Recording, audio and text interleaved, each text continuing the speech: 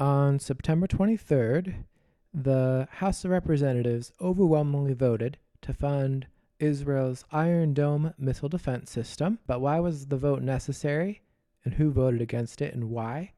And does this mean most of Congress is pro-Israel? That is what we are going to be discussing today, and we're starting right now. This bill was created because progressives in Congress removed this funding from a temporary government funding bill, and a part of me is glad they did, so we could get a snapshot picture of Congress's position on Israel.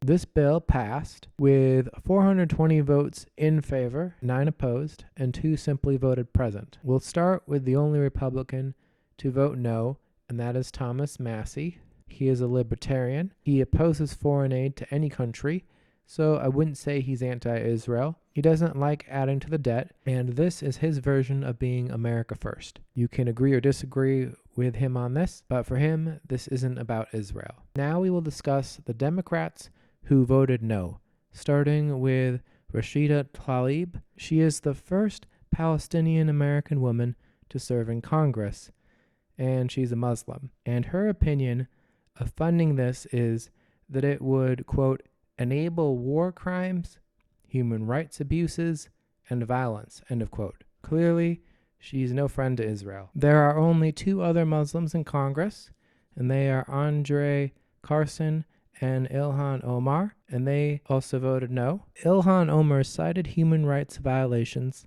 as part of why she opposed it. André Carson, along with Marie, Newman, Jesús, Chuy, García, and Raúl Grijalva, has not responded to repeated requests for comments on the matter. Pressley voted no, but did say she wants Israeli and Palestinian families to know true peace and safety, and has no problem with Israel using the Iron Dome to protect its residents. Cori Bush voted no, tweeting, "Palestinians deserve freedom from militarized violence too."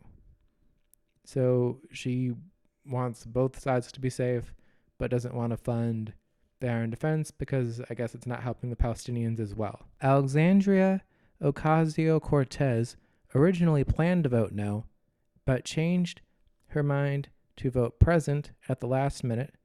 This is interesting because she was instrumental in getting the funding removed in the first place. She opposes having, quote, unconditional aid to the Israeli government while doing nothing to address or raise the persistent human rights abuses against the Palestinian people, end of quote. Hank Johnson also voted present. He said he supported the $3.8 billion military assistance to Israel under President Obama, but this $1 billion bill is about 60% of what we provided for that specific defense allocation over the past year. So he's basically arguing he's pro-Israel, but this bill is not justified. So looking at just the no and present votes, feelings towards Israel were mixed, but few wanted to openly look anti-Israel, but the yes votes wanted to look pro-Israel. There was a lot of pressure to vote yes on this bill.